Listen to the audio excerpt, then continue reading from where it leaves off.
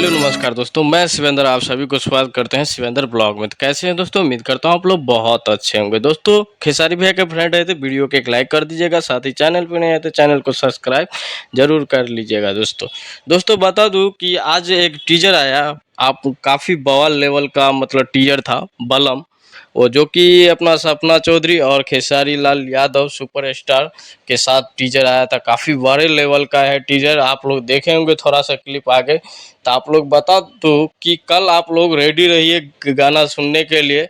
कल सुबह 7 बजे रिलीज किया जाएगा और भाई लोग ऐसे ही देखते रहिएगा शिवेंद्र ब्लॉग।